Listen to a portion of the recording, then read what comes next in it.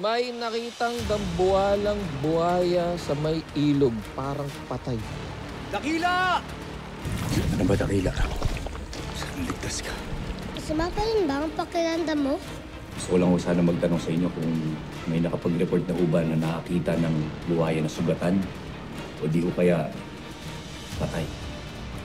Kilala rin kaya ni Kuya Lolong yung kaibigan kong buhaya? Mukhang may masamang nangyayari sa kanya. Anong sabihin na ba natin? Dami nang iniisip ng kapatid ko ngayon. Sisihin niya sarili niya kapag nalaman niya may epekto ng pagkawala ng ugtaw. Alam mo naman yan. Hindi yan. May pagsasanay pa tayong gagawin. Depensa. Depensa. Unang aral. Huwag masyadong mataas ang tingin sa sarili. Gamitin ang utak sa depensa. Alamin mo at aminin mo ang iyong kahinaan. Ngayon, handa ka na ba sa iyong susunod na pagsasanay? Kailangan hasain mo ang iyong mga pandama. Pag hindi mo ginawa iyan, ay sumuko ka na lang sa mga makakalaban mo. Bakit si Ivan yung malaban? Baka nalusutan ng Hindi ako tuwag. Hindi ako mahina. Kaya mo mababad siya sa galit. Para yan ang magtulak sa kanya at balikan niyang bangkil na yan. May paparating na okasyon kung saan pupunta si Julio. Saan bro? May parangal sa bayanin bro. Sa Del Aguas. Ito na yung pinakatamang panahon para umatake tayo. Bakit sa tingin mo, kinuha ng ama mo ang ugtaw? Para iganti kaming mga nasaktan, mga namatay na atubaw. Sino naman ang gaganti ng Milano? Nak, hindi ako tumitigil na humanap ng paraan para gumaling ka, anak. Pinapangako ko gagaling ka. By hook or by crook. Sino? Sinusuyo. Bakit ka nandito? Nagpunta ako rito para sabihin sa'yo na nagboluntaryo ako para bantayan ka doon sa awarding ng Bayaning Guro. At saka, tutulungan ka na rin sanang magbasa. Kung ayos lang sa'yo.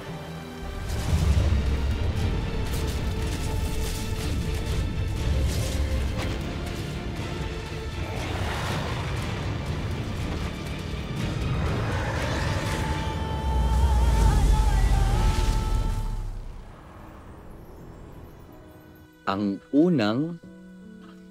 unang nagturo sa akin kung paano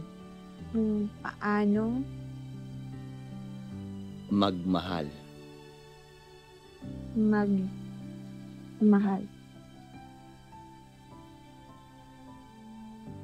Aking ina. Aking ina.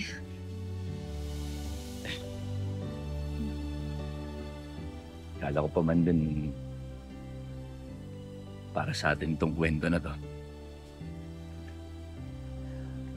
Kala ko magagamit ko sa panliligaw ko sa'yo.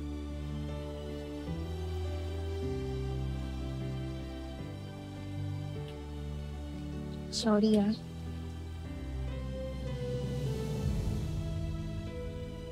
Sorry, saan? Sorry. Kung hindi kita maalala. Sigurado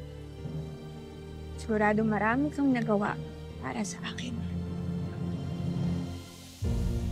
Pero, sayang lang. Sorry.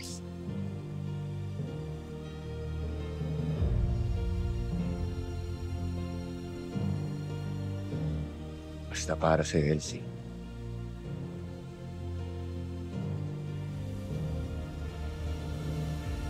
Nakahanda akong gawin kita.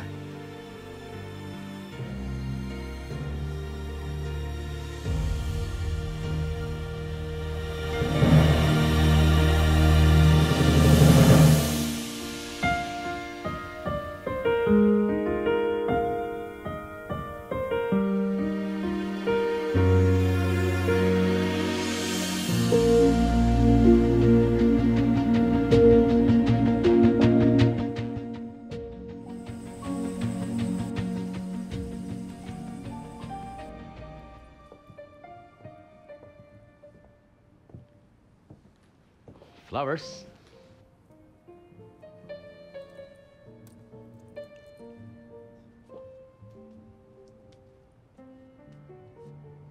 Thanks, Dad. Kaya mo next time, fresh flowers na ang marireceive mo. Lalo na pag wala ka ng allergy at pag malakas na yung immune system mo. Sanay na rin naman po ako sa fake flowers. At least they don't die. Gagaling ka. Gagaling ka, anak. I really admire how you stay hopeful and positive. Kahit na alam naman na natin na wala na akong pag-asa.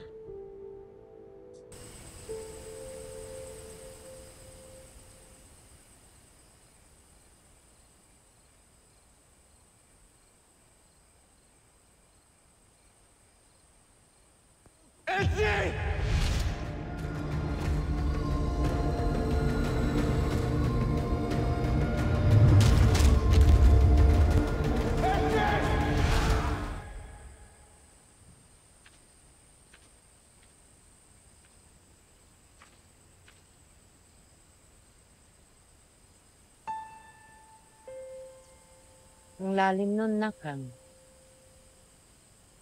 Iniisip ko lang ako kasi ano pwede mangyari bukas.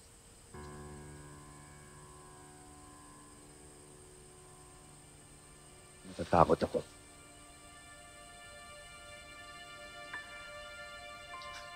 Natatakot ako na baka maulit na naman kung ano nangyari kay Elsa nung kasal namin.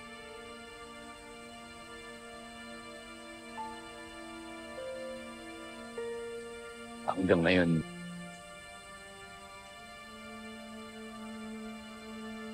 hindi ko pa rin nahahanap kung sino yung taong gumawa nito sa kanya.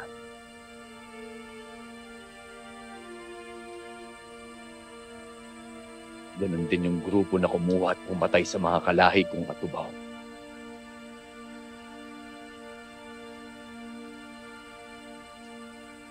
Tapos yan, may grupo ng mga atubaw ng mga nanggugulo.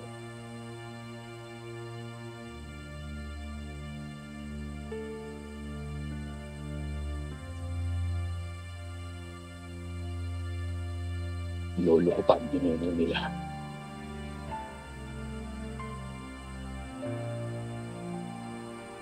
Anak, mainam na lagi tayong nag-iingat sa lahat ng ginagawa natin.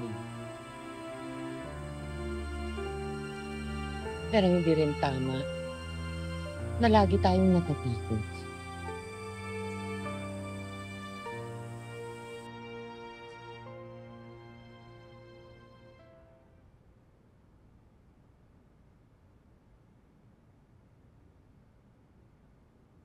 I'm a ticking time bomb, Dad.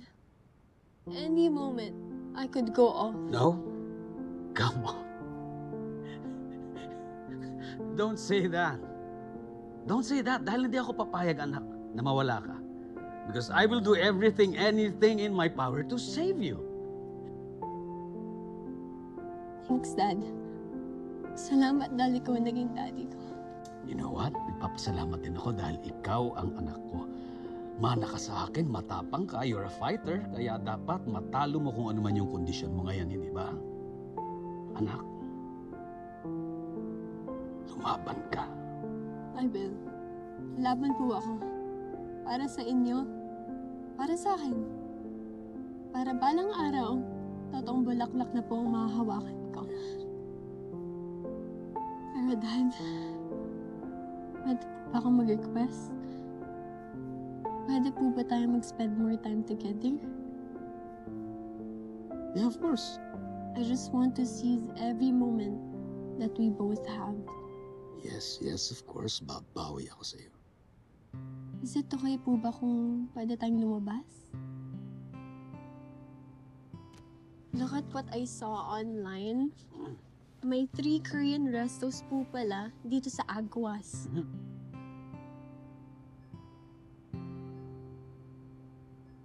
So we don't have to go to Korea or pumuntang Manila anymore. We can have them right here.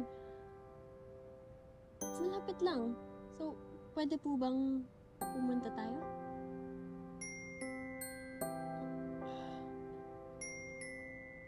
Alam mo naman na delikado sa'yo na lumabas, hindi ba? No? I know. Pero alam niyo rin naman po na next week, kailangan ko na bumalik ng States para magpagamot ulit. And hindi din naman po ako sure kung makakabalik ako. Rain, Yun naman po yung totoo, Dad. you know that it's very risky for you to be exposed outside. Kung gusto mo, I can call the restaurants. Lahat ng gusto mong pagkain dadalhin dito and they can actually cook for you. But Dad, Pag magaling ka na, alam mo na. Lahat ng gusto mong puntahan, lahat ng lugar na gusto mong kainan, puntahan mo, papayag ako. Anak. At alam ko darating ang araw na yan. Huh?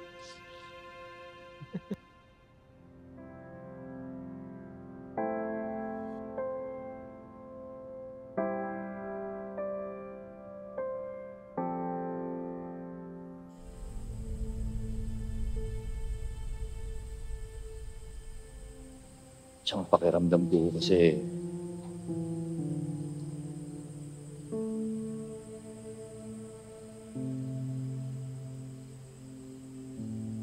pakiramdam ko wala akong silbi.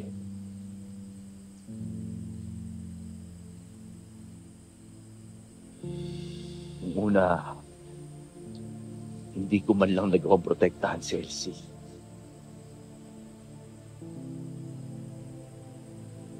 Tapos nakuha pa ko sa akin ng uptaw. Kine-question ko na ho ngayon kung totoo nga ba talaga ang sinasabi ng mga tao na si Bangkil ang bayani ng Tumahan.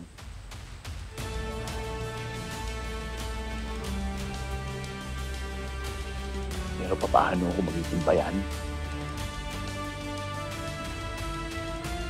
Kung yung mga taong mahal ko at yung mga bagay na pinagkakatiwala sa akin hindi ko kayang protektahan.